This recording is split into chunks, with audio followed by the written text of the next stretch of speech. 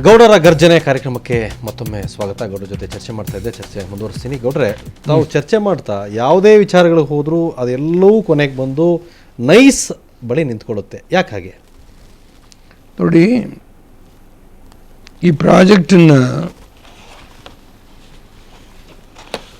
ನಾನು ಮಾಡಿದ್ದು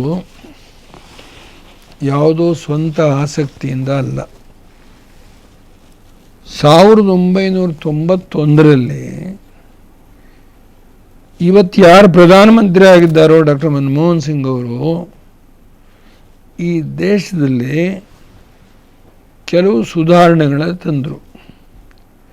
ಆರ್ಥಿಕ ಸುಧಾರಣೆ ಇರ್ಬೋದು, ಕೈಗಾರಿಕಾ ಸುಧಾರಣೆ ಇರ್ಬೋದು. ಇವತ್ತು ವಿದೇಶಿ ಬಂಡವಾಳವನ್ನು ಈ ದೇಶದಲ್ಲಿ ಹೂಡ್ತಕ್ಕಂಥದ್ದಕ್ಕೆ ಆಕರ್ಷಣೆ ಮಾಡ್ತಕ್ಕಂಥ ಹಲವಾರು ಹೊಸ ನೀತಿಗಳನ್ನು ರೂಪಿಸಿದರು. ಆ ಸಂದರ್ಭದಲ್ಲಿ ಅದಕ್ಕೆ ಫಾರಿನ್ ಡೈರೆಕ್ಟ್ ಇನ್ವೆಸ್ಟ್ಮೆಂಟ್ ಅಂತ ಹೇಳ್ತಾರೆ. ಎಲ್ಲ ರಾಜ್ಯಗಳಿಗೂ ಹೋಗಿದ್ದಾರೆ. ನನ್ನ ರಾಜ್ಯಕ್ಕೂ ಒಂದು ಕಡೆ ಬಂದಿದ್ದಾರೆ ಅಂತ ಹೇಳೋದಿಲ್ಲ.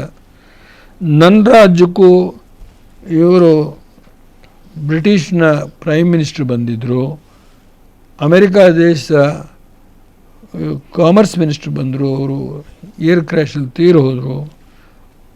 ಇಲ್ಲಿಂದ ಮೆಸಚೂಟ್ ಗವರ್ನರ್ ಬಂದಿದ್ದರು. ಇಲ್ಲೇ ಇದೆ ನಾವು ಸೈನ್ ಮಾಡ್ತಾ ಇರೋದು. ಇದು ಏನು ಫಾರಿನ್ ಬಂಡವಾಳ ಏನಿದೆಯೋ ಅದನ್ನು ಪೂರ್ಣ ಹಾಕ್ತೇವೆ ಅಂತ ಹೇಳಿದ್ದಾರೆ. ಇದರೊಳಗೆ ಯಾರ್ಯಾರು? ಇದು ವೆನಸಿಸ್ ಹೆಗನ್ ಬ್ರಿಸ್ಟ್ಲಿನ್ ಕಂಪನಿ ಅವರು, ಆಮೇಲೆ ಇನ್ನೊಂದು SAB engineering and construction company, ಇನ್ನೊಂದು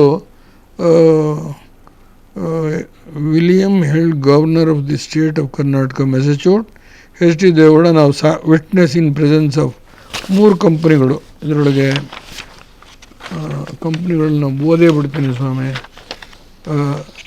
USA, the governor of commonwealth Massachusetts USA, William F. Held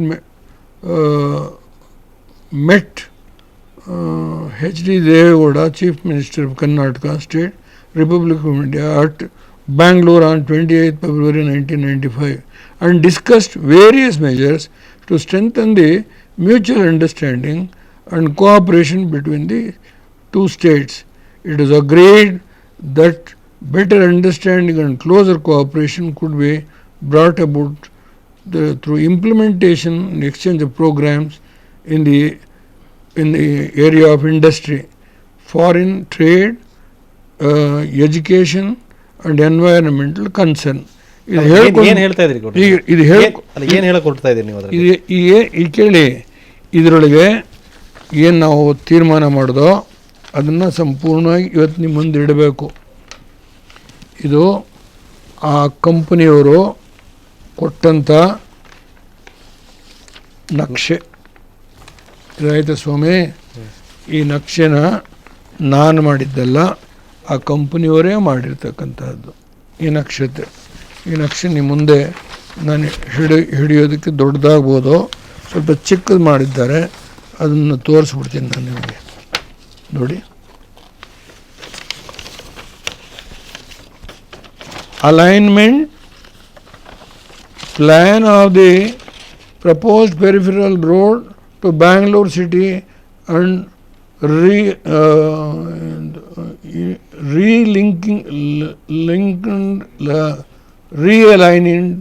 link road based on surveyed coordinates.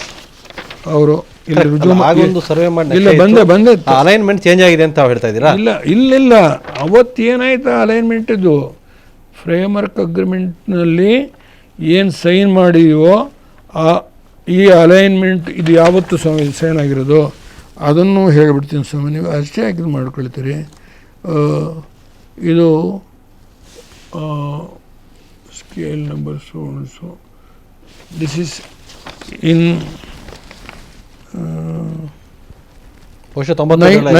just 1 second sir. 1996 ನಲ್ಲಿ ಇದು ಸೈನ್ ಆಗಿರೋದು. ಅದರಿಂದ ಇವತ್ತು ಈ ಅಲೈನ್ಮೆಂಟ್ ದೊಡ್ಡದಾಗಿದೆ. ಇದು ಫುಲ್ ಮೈಸೂರವರೆಗಿದೆ. ನಾನು ಈ ಅಲೈನ್ಮೆಂಟ್ ಬಗ್ಗೆ ಚರ್ಚೆ ಮಾಡೋಕ್ಕೆ ಬಂದಿಲ್ಲ. ಇನ್ನು ಮುಂದಕ್ಕೆ ನಡೆದಂಥ ಅವ್ಯವಹಾರಗಳ ಬಗ್ಗೆ ಇವತ್ತು ಹೇಳಬೇಕಾಗತ್ತೆ. ಇದರೊಳಗೆ implementation of the Bangalore-Mysore Infrastructure Corridor project under BOT concept.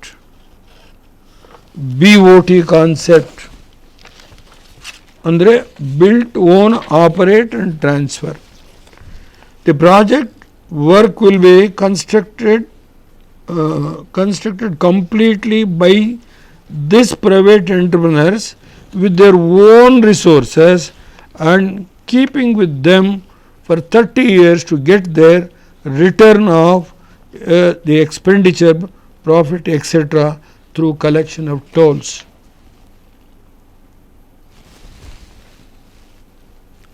ಸರ್ಕಾರದ ನಿರ್ಧಾರಗಳು ಸ್ವಲ್ಪ ಯಾಕೆ ಬದಲಾಗಬಾರ್ದು ಗೌಡ್ರೆ? ಸರ್ಕಾರದ ನಿಮಿಷ ಇರಿ ಸರ್ಕಾರ ಸ್ವಾಮಿ. ಬದಲಾದಾಗ ಸರ್ಕಾರದ ನಿರ್ಧಾರಗಳು ಬದಲಾಗ್ತಾವೆ. ಸರ್ಕಾರದ ನೀತಿಗಳು ಬದಲಾವಣೆ ಆಗೋದು ದುಡ್ಡು ಹೊಡಿಯೋಕ್ಕಲ್ಲ, ಜನ ಉಳಿಸೋಕೆ ಮಾಡೋದು. ಯಾರು ದುಡ್ಡು ಹೊಡೆದಿರೋದು ಅರ್ಥ? ಸ್ವಲ್ಪ ಇರಿ ಸ್ವಾಮಿ, ಬರ್ತೀನಿ. ಅಯ್ಯರಾಮ, ಅದೇ ಅಷ್ಟಕ್ಕೆ ಇನ್ನು ಇದು ಗರ್ಜನೆ ಅಂತ ಹಾಕ್ಬಿಟ್ಟಿದ್ರಿ ಇಲ್ಲಿ. ನಾನು ಸುಮ್ಮನೆ ಹಂಗೆ ಎದ್ದು ಹೋಗ್ತಾಯಿದ್ದೆ. For the implementation of the above project, there is no expenditure from the government side to facilitate the land acquisition and also to fix up the fair market rate with the benefit to provide one job for family who are disturbed due to the land acquisition.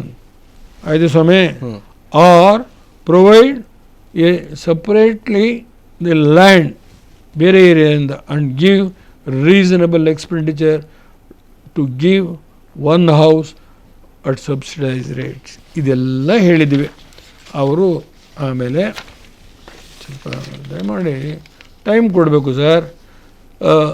Public works department should enter into the memorandum of agreement for executing this project with the consortium of Mrs. Vanasis, Hagan, Brustlin and SAB Engineering Construction, USA and Kalyani Groups Limited, duly consulted with the Law Department and in light of the recommendation contained in the high level committee report. ಇಲ್ಲಿ ಇದರ ಮೇಲೆ ರುಜು ಮಾಡಿರೋರು ಯಾರ್ಯಾರು sir? ಇನ್ನೊಂದು ಓದಬೇಕಾಗಿದೆ sir, ಮರ್ತುಬಿಟ್ಟಲ್ಲಿಗೆ. Lease period of 30 years from the date of completion of the express way including link and peripheral road and after which the expressway facilities for which toll is being collected will reverse back on in the entirety to the government of Karnataka. The consortium will ensure that at the end of the 30 years lease period, when it hand over the expressway to the government of Karnataka, it would have undertaken all repairs and maintenance activities on the expressway to ensure residual life of 30 years. ಇದೆಲ್ಲ conditions ಹಾಕಿದ್ದೀವಿ. ಇದಕ್ಕೆ ರುಜು ಮಾಡಿದ್ದಾರೆ ಈ ಮಹಾನ್ ಭಾವರುಗಳು. ಇದು ಜನಗಳಿಗೆ ಈ ಕಡೆ ನಾವು ಸೈನ್ ಮಾಡ್ತಿರೋದು, ಈ ಕಡೆ ರುಜು ಮಾಡ್ತಾ ಇರೋದು. ಇದು ಒಂದು. ಈ ಕಡೆ ಯಡಿಯೂರಪ್ಪನವ್ರಿಗೆ ಎಷ್ಟು ಕಾದ ಬರೆದಿದ್ದೀರಿ ಅನ್ನೋದನ್ನು ನೀವು ಬೇಕಾದರೆ ಇಲ್ಲಿ ಇಟ್ಬಿಡ್ತೀನಿ, ನೀವೇ ನೋಡ್ಕೋದೆಲ್ಲ. ಏನೇನು ವಿಚಾರವಾಗಲಿ ಎಲ್ಲ ವಿಷಯಕ್ಕೂ ಬರೆದಿದ್ದೀನಿ, ಎಲ್ಲ ವಿಚಾರ. ಅದಕ್ಕೇನೋ ರೆಸ್ಪಾಂಡ್ ಬಂತ ನಿಮಗೆ? ಏನಿಲ್ಲ, ಯಾವುದಕ್ಕೂ ಉತ್ತರ ಬಂದಿಲ್ಲ. ಅದಕ್ಕೆ ನೆನ್ನೆ ಧರಣೆ ಕೂತ್ಕೋಬೇಕಾಯ್ತಲ್ಲಿ. ಅಯ್ಯರಮ್ಮ, ಆ ಧರಣಾ ಕೂತಿರೋದು ಹೇಳಿಸ್ಬೇಕಾದ್ರೆ ಅವರ ಪ್ರಿನ್ಸಿಪಲ್ ಸೆಕ್ರೆಟ್ರಿ 10 ಸಾರಿ ಎಲ್ಲಿ ಕುಕ್ಕೆ ಸುಬ್ರಹ್ಮಣ್ಯಕ್ಕೆ ಫೋನ್ ಮಾಡಿ ಮಾಡಿ ಮಾಡಿ ನೀವು ಲೆಟ್ರ್ ಕೊಡಿ, ನಾನು ಅತಿ ಜಾಗ್ರತೆಯ ಹಾಸನದಲ್ಲಿ ಎಲ್ಲ ಅಧಿಕಾರಿಗಳನ್ನ ಕರೆಸಿ ಎಲ್ಲ ಸಮಸ್ಯೆಗೆ ಪರಿಹಾರ ಮಾಡ್ತೀನಿ ಅಂತ ಹೇಳಿ ಅದು ಆ ಲೆಟ್ರನ್ನ ಕೊಡಬೇಕಾಗಿದ್ದರೆ ಅವರು ಪಾಪ ಒದ್ದಾಡಿದರು. ಪ್ರಿನ್ಸಿಪಲ್ ಸೆಕ್ರೆಟರಿ ಅದಿಂಥದ್ದು ಅವ್ರ ಹೆಸರು ಪ್ರಸಾದ್ ಅವರ ಪ್ರಸಾದ್ ಅಲ್ಲ, ನೀವು ಏಕಾದಶಿ ದಿವಸನೂ ಉಪವಾಸ ಹೇಗಿದ್ರು ಮಾಡ್ತೀರಿ, ದೇವೇಗೌಡರೇನು ಅದಕ್ಕಾಗಿ ಉಪವಾಸ ಮಾಡಿದ್ದಲ್ಲ. ಏಕಾದಶಿ ಯಾವಾಗಲೂ ದೇವೇಗೌಡರು ಉಪವಾಸ ಮಾಡ್ತಾರೆ, ಉಪವಾಸ ಅಂತ ಉಪವಾಸ ಹಿಂದೆ 9 ದಿನ ಮಾಡಿದ್ದೀನಿ ಗುಂಡೂರಾವ್ ಸರ್ಕಾರದಲ್ಲಿ. ಅಲ್ಲ, ಉಪವಾಸ ಸತ್ಯಾಗ್ರಹ ಅಂತ ಇವತ್ತು 1 ದಿವಸ ಅಂತ ಹೇಳಿದ್ರಲ್ಲ, ಅವತ್ತು ಏಕಾದಶಿ ಇತ್ತು. ಅಲ್ಲಿಲ್ಲ, ಉಪವಾಸ ಯಾವಾಗ ಇರ್ತಾರೆ ಸ್ಪೆಷಲ್ ಹೇಳ್ತೀನಿ ಕೇಳಿ. ಅವ್ರಿಗೆ ಗಮನ ಹರಿಸ್ಲಿಕ್ಕೋಸ್ಕರ, ಈಗ ನಮ್ಮ ಮಕ್ಕ ಅವ್ರಿಗೆ ಕಾಣೋದಿಲ್ಲ, ಬೇರೆ ಕಡೆ ಹಾಸನದಲ್ಲಿ ಕೂತ್ಕೊಂಡು ಮಗ ನೋಡಲಿಲ್ಲ. ಅವ್ರು ನೀವು ಟಿ ವಿ ನೋಡಿದ್ರೆ ನಾನೇ ಮಾಡಲಿ, ಅಲ್ಲೊಂದು ದಿನವೆಲ್ಲ ಕೂತಿದ್ವಿ. ಆಮೇಲೆ ಯಾರೇನು ಮಾತಾಡಿಸ್ತಿಲ್ಲ. ಸೊ ಆಗ ಅನಿವಾರ್ಯವಾಗಿ ನಾವು ಅವರ ಆಫೀಸ್ ಮುಂದ್ಗಡೆ ಹೋಮ್ ಆಫೀಸ್ ಮುಂದ್ಗಡೆ ಕೂತ್ಕೊಂಡ್ರೆ ಮನೆ ಮುಂದೆ ಹೋಗೋ ಕಾರಲ್ಲಾರು ನಮ್ಮ ಮುಖ ನೋಡ್ತಾರೆ. ಇಲ್ಲ ಹಿಂಗೆ ಮುಚ್ಕೊಂಡು ಹೋದ್ರೆ ನಾನೇ ಮಾಡಲಿ, ಒಂದಿನ ಪ್ರಯತ್ನ ಮಾಡೋಣ ಅಂತ ಮಾಡಿದೆ. ಕೇವಲ ಹಾಸನದ ಒಂದೇ ವಿಚಾರ ಇಟ್ಕೊಂಡು ಅವತ್ತು ನೀವು ಪ್ರೊಟೆಸ್ಟ್ ಮಾಡಿದ್ದ ಬೇರೆ ಬೇರೆ ನೋಡಿ, ಈ ನೈಸ್ ವ್ಯವಹಾರದಲ್ಲಿ 1996 ಜೂನ್ 1 ಡೆಲ್ಲಿ ಹೋದೆ ನಾನು.